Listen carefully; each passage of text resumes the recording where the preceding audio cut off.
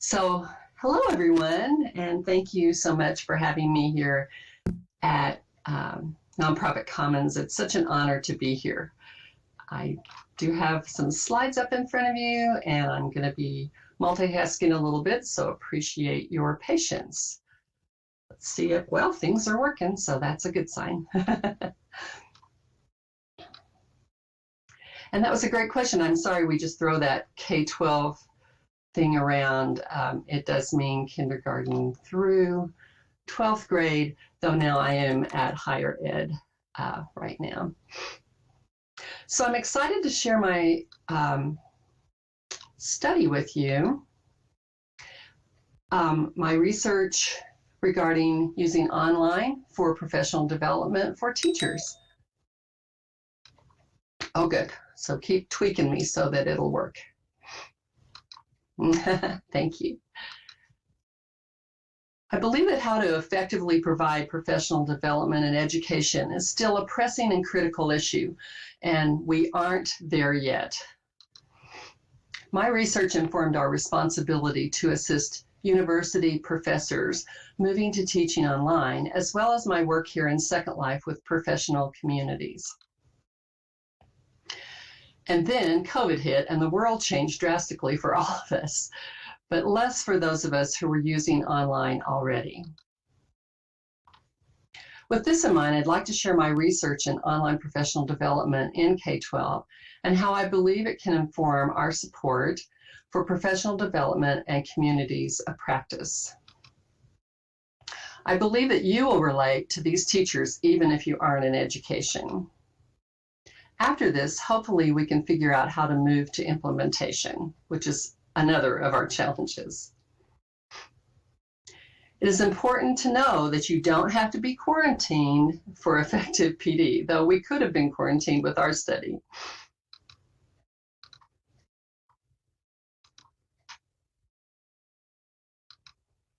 My study used qualitative research methodology in a case study of 8 elementary school teachers from one school site over the course of one school year. We looked at using the strengths of the online environment together with research-based approaches for professional development, choice, community building, and extended learning over time. These teachers, out of the goodness of their hearts and desire to be better teachers, joined our study of an online professional development initiative. Part of their frustration was trying to be better teachers while juggling the demands of small children and other family responsibilities. But first, I would like to see what your experience is. So I'm going to ask you to click on the bottom blue bar, or you can go to, you can type in the URL if you want.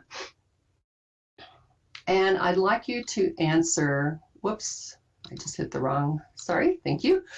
I would like you to use Poll Everywhere to get some of your thoughts. So please go to polleverywhere.com, et cetera, to answer a question for us. Thanks, Buffy. And then I practiced and was able to do this in World, and then I thought I better look at this as another avatar, and as it turns out, I was the only one who could see it. So please let me know if this is activated. I think most of you guys are on your computers. And I will give you a link so that you can see the results.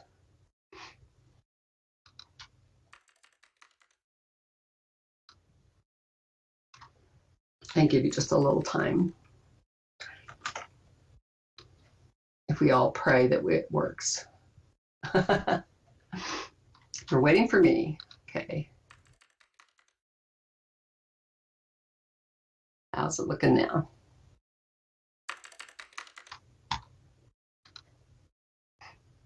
Oh, good. Yay. Oh, and here it comes. Yay. So here is where you should be able to see the results as well.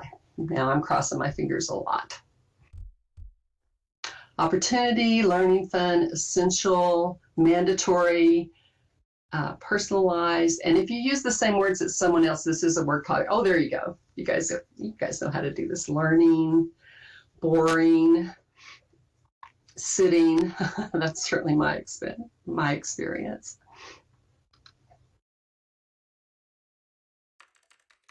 Great. Wonderful. Thank you. And keep going. It's fine. You don't have to stop.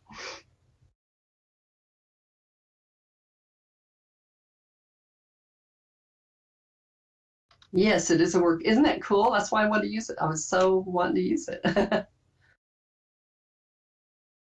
Oh, and here's more direction that I apologize. Okay.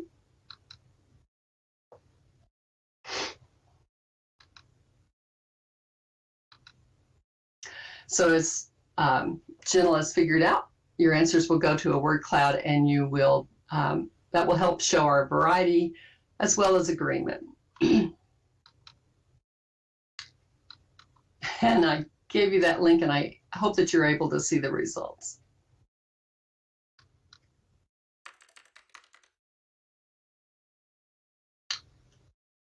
So it's interesting because these responses follow very similar to the ones that our teachers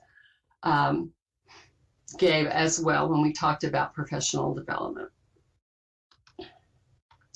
So our problem was there is a lot of research on professional development, and much of it, even from the 90s and earlier, is still valued. Educational improvement requires continued exposure to the pedagogical best practices and personal reflection by the teacher, which can be supported by professional learning communities.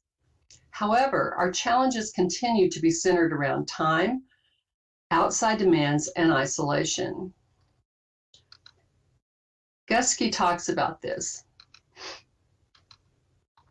He found effective professional development requires adequate time for educators to acquire, practice, and reflect on new concepts and skills in collaboration with colleagues. Yes, absolutely. Reflection is everything, isn't it? And professional reflection. Because time for these types of activities is not just normally integrated into the regular school day. School leaders must consider various strategies to make time available, Guskey said in 1998. And now time is usually added to the school year for K-12, yet we still hear teachers complaining about professional development. Many teachers are accustomed to professional development that is driven by people they never see, who seem far removed from their classrooms and the needs and desires of classroom educators. In fact, much staff development is removed from teachers' needs. Teachers are accustomed to professional development that, as one of my colleagues shared, has been driven by everything but our needs and desires. And I'm sure that's not just in K-12. Oh, they do, Beth. It's huge. And I was sharing a story. My second year of teaching, I had everything set up, and then they needed to paint, and I had to take it all down. So it's a challenging time at the beginning of the year. It certainly is the wrong time for extensive PD, and that is what's happening right now. So Diaz-Majoli agreed. He said, given that their voices are not generally heeded during professional development, teachers rightly question their investment in programs that were built behind their backs, yet are aimed at changing the way they do things. And I'm sure those of you that are in K-12 can really relate to that. So let's go back to our poll. And I'd like you to answer, how relevant has your professional development been? So let me get this open for you. And I believe it should be right there in front of you.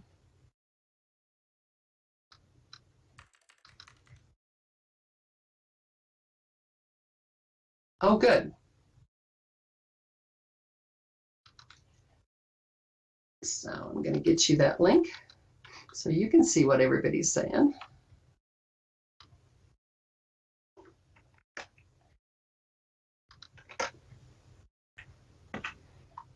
And please cross your fingers that that's going to work.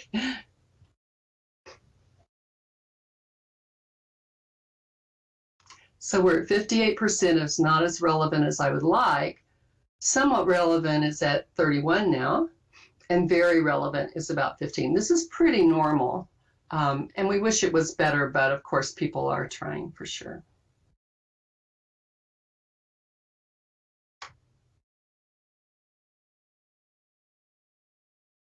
Oh, a good point, Solar. We'll have to get back to that. That's a really interesting point.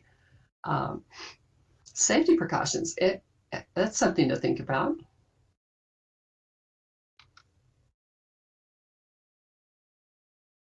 So now we're at 47, 40, and 13. Hopefully you guys are seeing that. And it is certainly my hope, as it is everyone's, that we have learned to make PD relevant in the past few years. Oh, I'm actually asking you what you're receiving for your professional development. Yeah.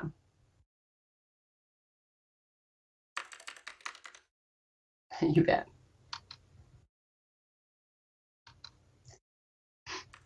So Dee Dee pointed out, teachers are often frustrated by lack of support from other teachers or administrators when they are willing to try new approaches. These sacrifices are disproportionate to the gains and cause frustration.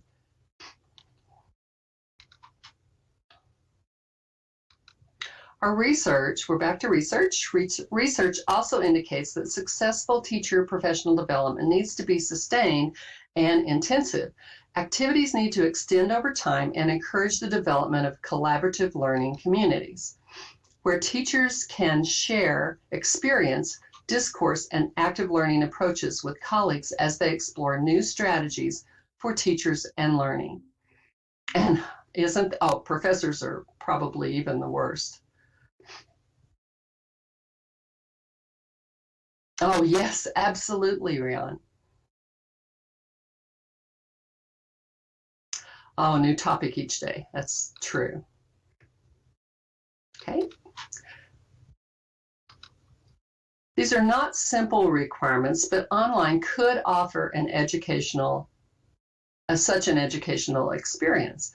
Because I had been an online student and instructional designer at the time, it seemed perfect for PD. Online learning offers opportunities that support diverse learners in school settings. When teachers become the learners, it would seem that an online approach would be a convenient environment. Online would assist in meeting the challenges that teachers face in order to participate in effective professional development.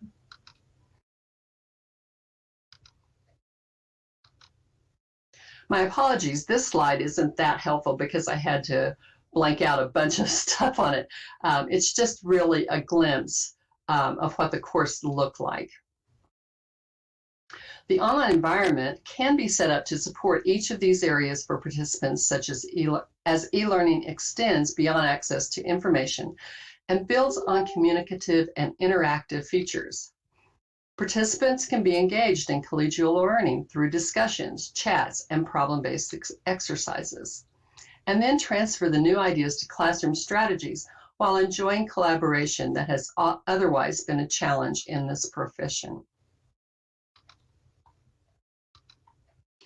My experience with PD was a day or two of concentrated information given by guest speakers in our library. This is not a picture of my particular PD, but I bet you guys can relate to it, those of you that have worked in the schools. I was very interested in anything that would help my teaching, so I took pages of notes, highlighted important elements of any handouts, and listened intently. I would go over how the information could work in my classroom as the speakers talked. When the PD wound up, I would head down the hall to my classroom. Most of the time, I would be caught by a parent or colleague with a pressing issue before even getting there. By the time I got back to my classroom, I would stack my PD information neatly on my desk where I would see it when I finished attending to this hall conversation. When classes resumed, I would move the PD stack over to the side of my desk, hoping to get to it soon. As things came up, I would often think about how the information from the PD could help. The next week, the stack would be moved to an important place in the closet, so I would get to it next week. I figured you guys could relate to this. It's not just my experience.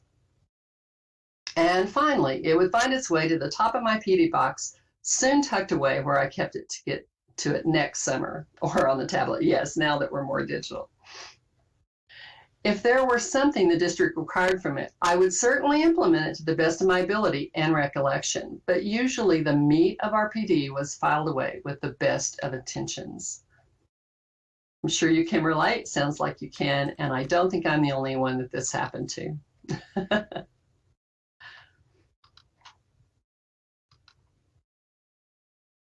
Fullen and Hargrove shared that the professional isolation of teachers inhibits several areas of professional development opportunity, including access to new ideas and better solutions. This inhibition drives their stress inward and causes it to fester and accumulate. Coincidentally, this isolation causes the good work that teachers are doing to go unrecognized and not appropriately applauded. Finally, it allows incompetence to exist without being seen to the detriment of students. They believe that for deep and lasting change, efforts for improvement in professional development should be more than just resources and support of interpersonal relationships. These efforts should include constructive construction of meaningful knowledge and in the context of work, including sharing, observation, and focused reflective inquiry. As the teachers volunteered for the study, it was great to find that we had teachers from every grade level but one, which was kindergarten. I felt that this enhanced the study because their topic was differentiated instruction, and that can be varied with different ages.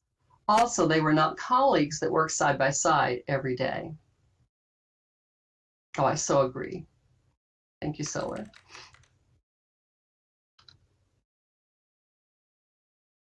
We started the online PD with a face-to-face session, but then everything else was online. Oh no, I love your comments. Please continue them.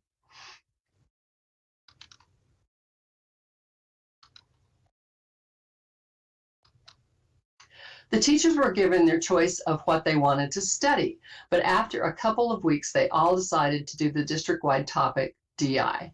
This became very helpful later, as it turned out. DI, remember, is differentiated instruction.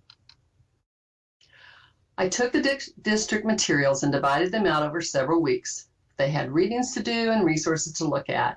Each teacher was asked to lead the group in a rotating cycle. There was an assignment rotation that included reading current material on the subject, posting 2 concepts that they deemed were significant, and responding to 2 others' concepts, very similar to online courses. I plan to develop scenarios based on their experience relating to the problem of study. Then the teachers could work with a group to solve a problem, a real life scenario problem, by utilizing what they had learned. Oh yeah, I had to let them rotate. They're teachers, they can't just sit still. As the study progressed, this process was adopted to their preferences and needs, and the scenario was not needed because they were using their classrooms and students authentically in the practice of DI, which was so much better.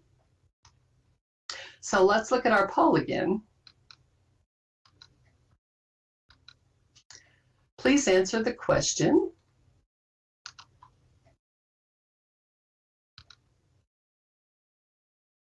Does your PD directly affect your yearly evaluation? And does that make a difference to you?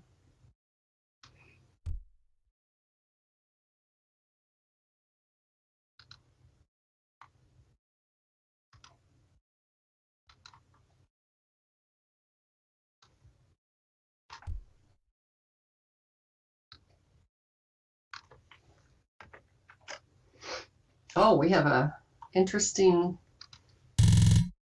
So here's our results. Very interesting. And it probably does depend on what, certainly what your career is. So we have about 29 that yes, it does affect it and it does make a difference. About 29 that it doesn't, but it would make a difference. And then 43 that it doesn't, but they're not sure that it would make a difference for them. Interesting.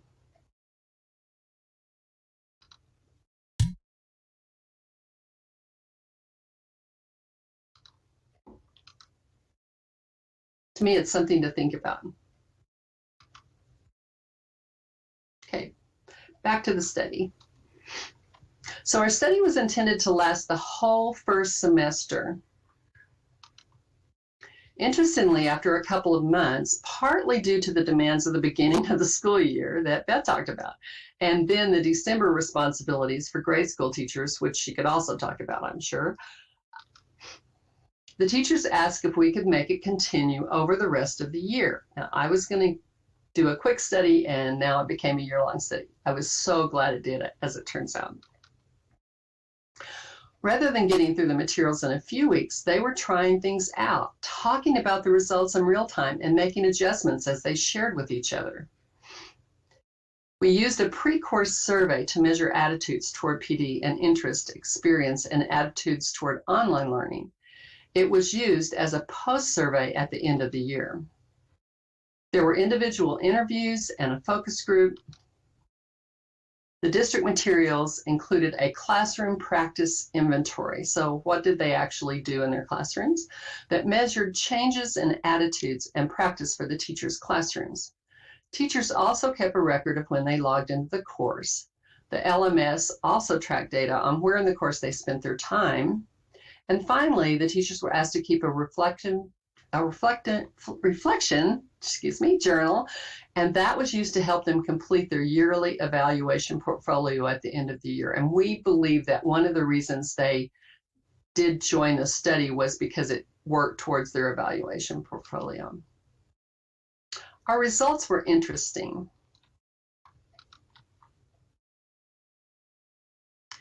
Teachers thought they would work on the course at school, but 85% of the time they accessed it from home. 5 of the 8 said they primarily worked on it late at night when kids were tucked in bed and the house was quiet. Normal PD is not held late at night.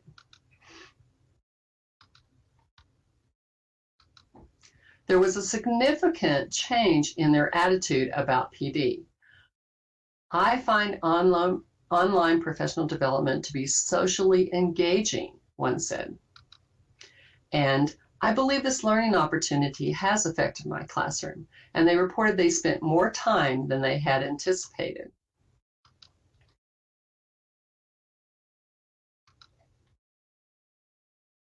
Their results from the classroom practice inventory was significant. Scores increased in 108 of the possible 119 answers, showing they were clearly using the methods that they were learning. They found the PD engaging. They spent more time on it than they thought they would because they became close colleagues across grade levels. And if you've worked in an elementary school, that's profound. As they worked through how the DI approach could be used in their classroom, so they were working together. Isn't that great, Mary Lynn? They changed their teaching and their students benefited. What more could we have asked? Another interesting tidbit was that DI was being taught by the district instructional coach to the entire staff at the same times. We were mirroring what she was trying to do. They used bi-weekly staff meetings for her to have 30 minutes to work with all the teachers. The instructional coach was interested in our study and approach, so she joined our online class as an observer. By December, the time she had at the staff meetings had eroded to 10 minutes and was often less due to the demands of the important items that needed to be shared with the staff by the principal and others. Common problem. So then the instructional coach asked our study teachers if they would teach the rest of the staff because they really understood DI. By December, when the other teachers had not had the opportunity to go through everything. Thank you. So as one of the professors at the university said, we had solved all the problems of teacher PD: time, access, isolation, motivation, and the results, most importantly, in the classroom.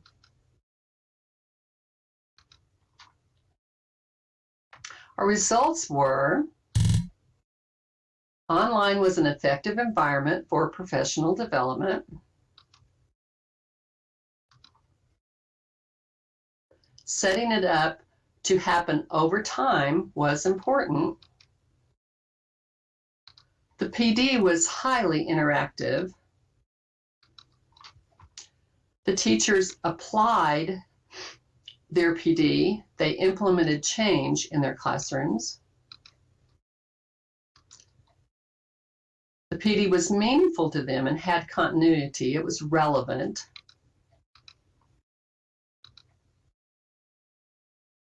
It was convenient, so they could do it around their schedules and responsibilities. And it was really just giving them the tools to be able to work together, figure it out, try it, and change their practice. They did all the work. An anecdotal finding came at the end of the study. They wanted to continue the next year, which was so exciting. I was so pleased to hear that, and someone from the group volunteered to help facilitate it. So I helped get everything set up, and they started the following fall. Unfortunately, it didn't really go anywhere. With reflection, we realized that it is key to have a leader who will help the participants with timing, responsibilities, deadlines, and motivation for follow-through. Interesting that with all the benefits, they still needed someone to lead, not just set things up and facilitate a little bit. Yep, a shepherd. I believe that that is one of the key findings for those of us who want to support PD and community of practices in all areas.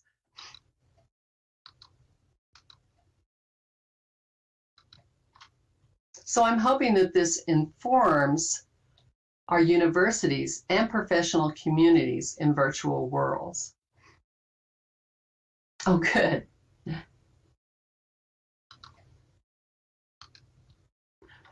Because I was the director for online course support at the University of New Mexico, we were responsible for faculty being able to develop their online courses.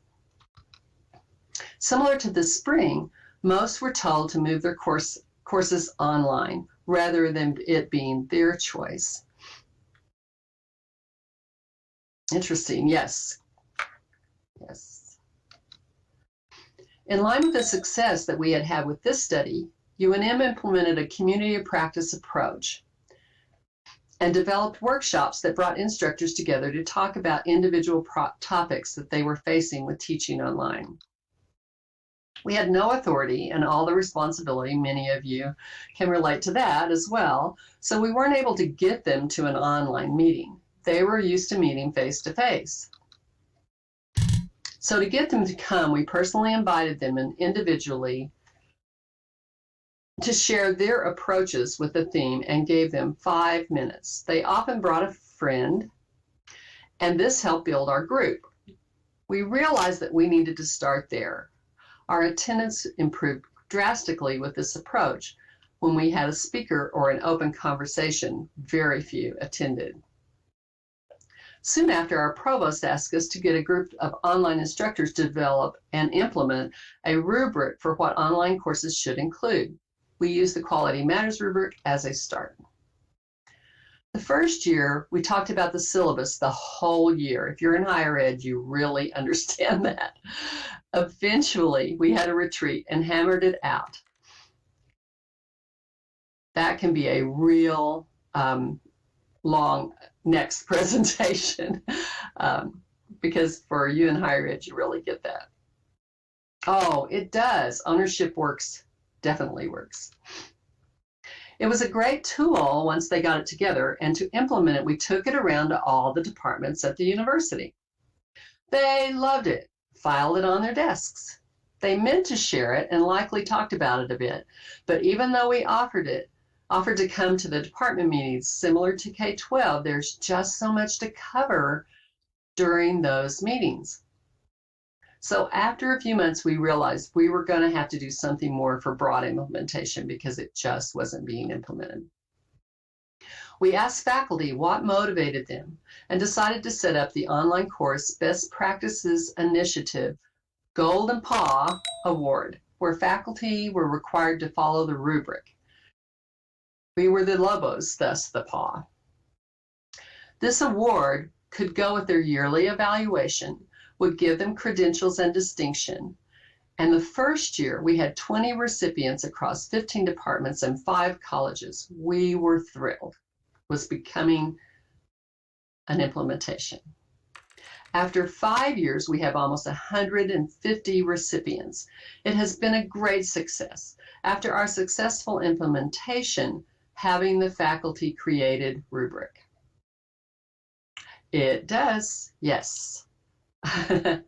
You have to look at what that faculty needs in order to motivate them.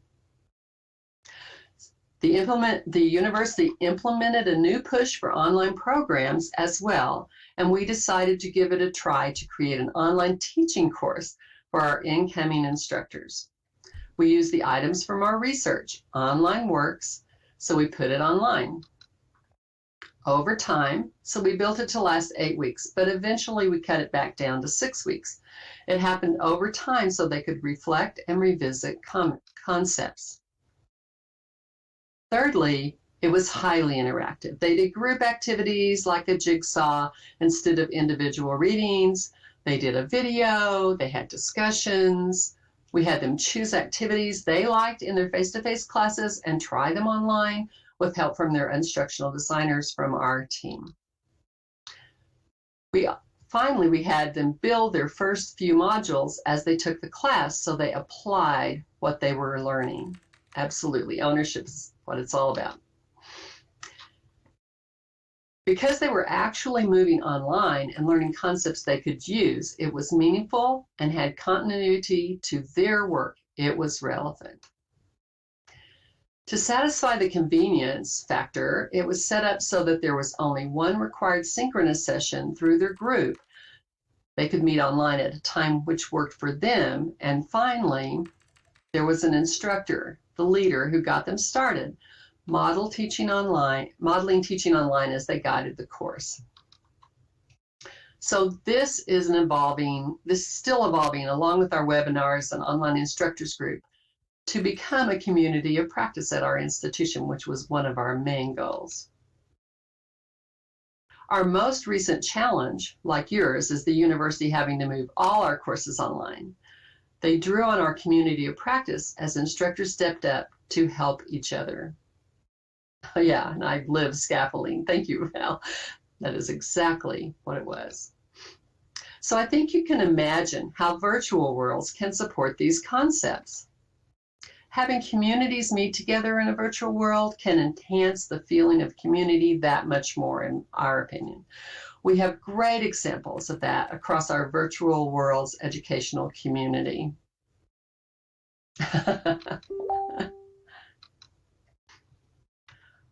Early on, I gave my students the option of meeting in a web conference. Now we all just call it Zoom, or meeting in Second Life. And I think you can really relate to this. After getting some comfort in Second Life, they all, I'm still amazed, chose Second Life because they felt like they were actually together, not apart. They felt in a web conference. In the web conference, they felt like they were all in different places looking at each other. And they over and over talked about how they felt like they were together in Second Life. I know that using these concepts to build PD in a virtual world can work in virtual communities as well. We see it all the time in our educational groups and in groups very similar to Nonprofit Commons as well. You know, I felt like that it took about 2 weeks, Beth, for them to feel, I mean, it was a lot of work to get them comfortable, but it took them about I think I started assigning things for them to do and them get to make decisions about 2 weeks in, and that's when they were choosing Second Life. Yeah, wave on the camera. I love it. So what we found is online works needs to happen over time. You need to make it interactive. People don't like sitting here listening like you're having to do with me. Make sure it applies to their work. It's relevant. It needs to be meaningful and with continuity. So it needs to continue, and it needs to be convenient. And as we found out, there needs to be a leader who has some vested interest or a passion for helping move them along.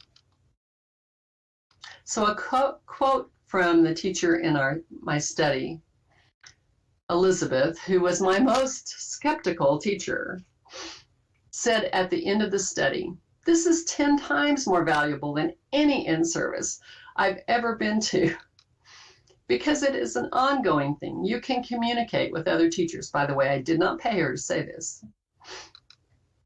"You can try something out, and if it doesn't work, hey, put it online. This is what happened to me." She means in the course, if she puts it out there,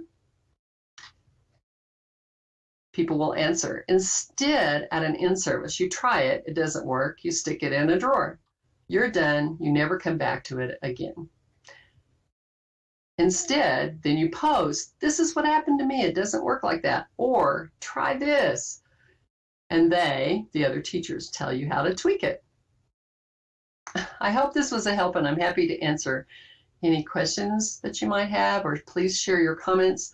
I do have one more poll everywhere.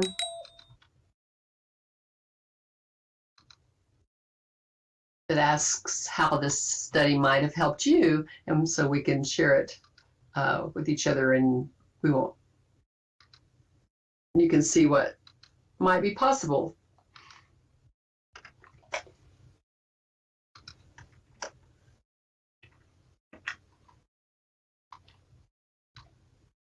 And hope you're seeing what.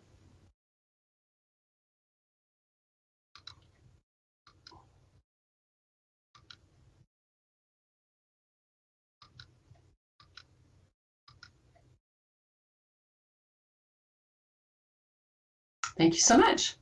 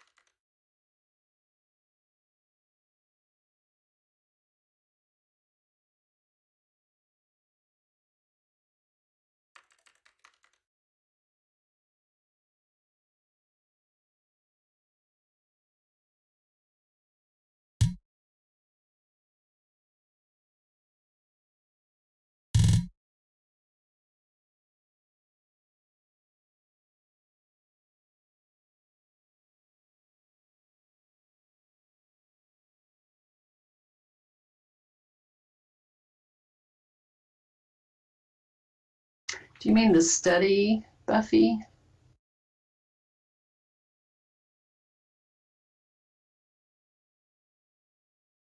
Buffy's asked the question, is this a development course you have to keep updated, or will it be valid for a long time? The content for the online material for the study.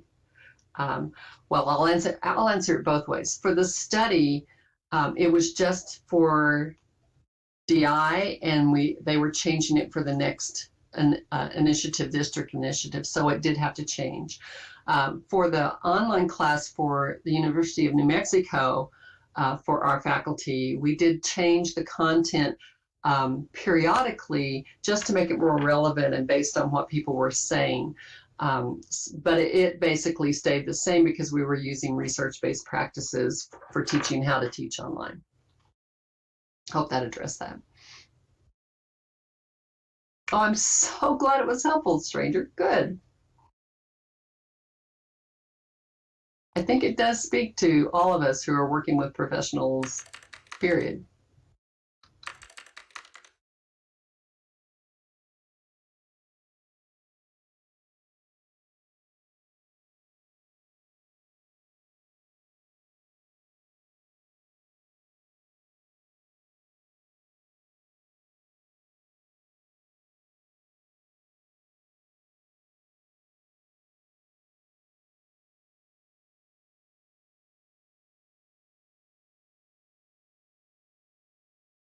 Okay, I'm going to go back on voice for your question, stranger. So, yes, well, sort of. So his question was, were any of the students, participants in the class now teaching in Second Life? So none of the participants in my study, because we didn't actually come into Second Life at that time. It was, I wasn't familiar with Second Life, but they do still do online. As a matter of fact, one of them became an instructional coach and started pushing for online professional development for the entire district. I was no longer with the district. People in my class that we were using Second Life with, so my university class, are in Second Life now. One of them is sitting here, only I don't think she was part of the one that my very first one when I gave them choice. And I do have two of them are here actually, 3 or 4 students that continue to stay in Second Life. I find it hard to get faculty to come in here if they haven't had some other experience with it, but I know I'm the only one in the whole world. I'm being sarcastic. We talk about it all the time. How do we get people in here? So I do have one student who is teaching in Second Life and one that is getting ready to.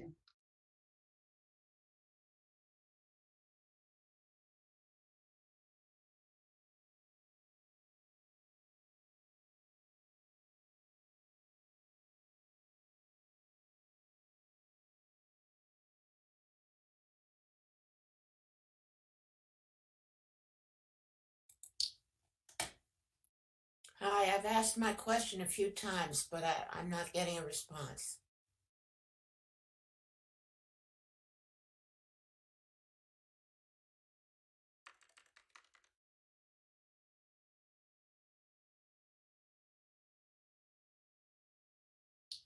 I'm sorry that I could not get here for the beginning of the presentation. Is there a link which shows this approach in action? Did I miss a question? I'm sorry. Did you hear? I'm going back, Marley. Try to hear your question. Can you hear me? Barely, but I'm looking for you so I can get louder.